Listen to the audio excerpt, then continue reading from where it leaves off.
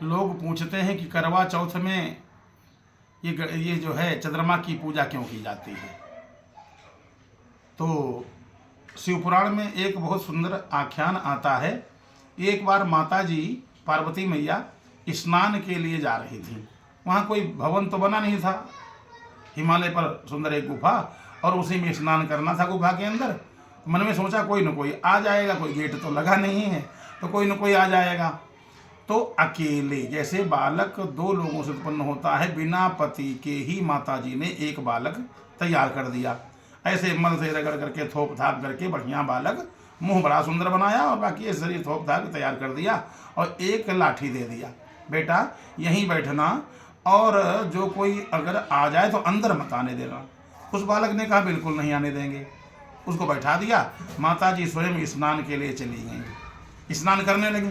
कुछ देर बाद शंकर जी आ गए और जैसे शंकर जी आए तो बालक ने कहा ठहर जाओ, कहाँ जा रहे हो। शंकर जी ने कहा मेरा घर है, मैं जाऊँगा। कहा नहीं, मेरी माता जी हैं, स्नान कर रही हैं, बिल्कुल अंदर नहीं जा सकते हो। शंकर जी नहीं माने जाने लगे। उसने उठाई लाठी और दो चार शंकर जी के बहुत तेज तेज घसीट दिया। अब शंकर जी को क्रोध आ गया, ये दुष्ट इसने मारा क्यों। बहुत भयंकर संग्राम हो गया, युद्ध होने लगा। माता जी स्नान कर ही रही थी, इतने शंकर जी ने त्रिशूल उठाया और मारा। धड़ अलग सर अलग। वो जो सर था, सर जमीन पर नहीं गिरा, जैसे कटा वो दिव्य सर था, वो आकाश में चला गया। उसको चंद्रमा ने चुपके से अपने पास रख लिया और थोड़ा सा अमृत लगा दिया। चंद्रमा में अमृत है, तो अमृत जब लग गया वो सर हो गया अमर। क्या पूछना, सुंदर सिर चंद्रमा ने उसको चुरा लिया, अपने पास रखा। खुद अंदर जैसे शंकर जी घुसे, पार्वती जी ने कहा आप यहाँ कैसे, बाहर तो बैठा है एक लड़का। शंकर जी ने कहा उसको तो मैंने मार दिया। अरे उसको मार दिया, वो तो मेरा बेटा है, मेरा पुत्र है। शंकर जी ने शंकर जी बोले हम नहीं जान पाए तुम्हारे कब पुत्र हुआ। माता जी ने कहा मैंने अभी अभी तैयार किया। तो अब माता जी रोने लगी। माता जी ने कहा हाय हमारा पुत्र समाप्त हो गया। माता जी रोने लगी। शिव जी ने कहा अच्छा अगर इसको जीवित कर दिया जाए। तो भोलेनाथ ने एक हाथी का बच्चा, ये हुआ कि जो माँ अपने बच्चे को पीठ की तरफ किए हो उसे जल्दी से ले आओ। तो एक हथनी थी, अपने बच्चे को पीठ की तरफ किए हुए थी, क्योंकि बच्चे को माँ कभी पीठ की तरफ नहीं लेटाती, पेट की तरफ लेटाती, सामने लेटाना भी चाहिए। हथनी थी, वो पीठ की तरफ बच्चे को किए थी। उसका सर काट करके लाए बच्चा का, और उसी में भोलेनाथ जी ने जोड़ा और स्पर्श किया, वो उठ करके बैठ गया।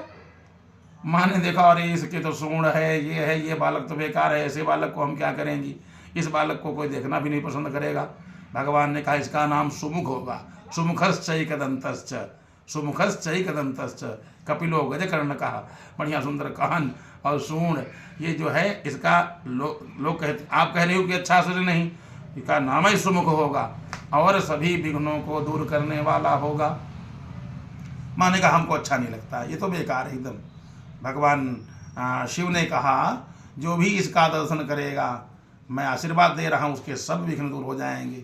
अरे तो इसकी पूजा कौन करेगा। भोलेनाथ का मैं आशीर्वाद दे रहा हूँ, इसकी पूजा सबसे पहले की जाएगी और जो कोई इसकी पूजा करेगा उसके समस्त मनोकामनाएं उसकी पूर्ण हो जाएंगी, विघ्न दूर हो जाएंगे। तो माताओं ने चौथ के दिन इसलिए ये व्रत किया कि दीर्घायु, पति की दीर्घायु हो जाए, इसलिए करवा चौथ में माताएं व्रत करती हैं और चंद्रमा को अर्घ्य देती हैं। काहे के लिए, सिर तो गणेश के पास है, ओरिजिनल जो सिर था गणेश जी का वो तो चंद्रमा के पास था। माताएं इसलिए चंद्रमा को अर्घ्य देती हैं। बढ़िया रोली, अक्षत, सुपारी और दूध, कुश, दूर्वा डाल करके सुंदर रक्ष रक्ष गणाध्यक्ष रक्ष त्रैलोक्य रक्षक भक्ता नाम भयं कर्ता त्राता भव भवाणमात् द्वि मातुर कृपा सिंधो खड मातुर ग्रज प्रभो वरदत्वं वरं देहि वांछितं वांछितार्थद अनेन सफलार्घेण फलदो सुधा मम ओम गंगणपते नमः। ऐसा कह करके सुंदर चंद्रमा को अर्घ्य दिया जाता है। पति की दीर्घायु होती है और मनोकामनाएं भी लोगों की पूरी हो जाती हैं। अब इसका प्रमाण क्या है कि चंद्रमा के पास, कहा भादों के शुक्ल पक्ष में गणेश जी का सिर काटा था चौथी के दिन शंकर जी ने। वही बात तुलसी बाबा ने भी लिखा, सो पर नारी लीलार गोसाई और तजिय चौथी के चंद किनाई।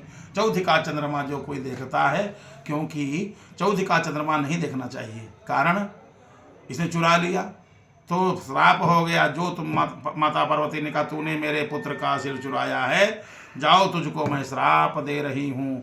क्या श्राप? जो तेरा दर्शन करेगा उसको भी चोरी का, तूने चुराया तो चोरी का कलंक, मिथ्या कलंक लग जाएगा। चोरी करे वो व्यक्ति और चाहे न करे।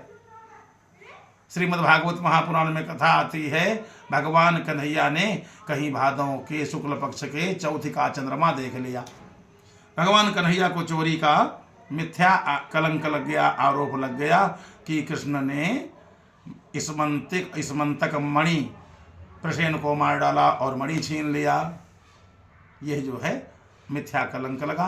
भगवान फिर गए और पता लगाया, मणि जाम्बवान के पास निकली।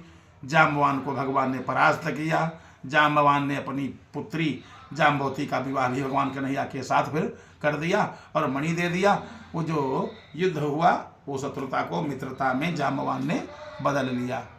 यह बहुत सुंदर कथानक श्रीमद् भागवत महापुराण में है, शिव पुराण में है, देवी भागवत में आती है और बहुत सुंदर यह आख्यान है।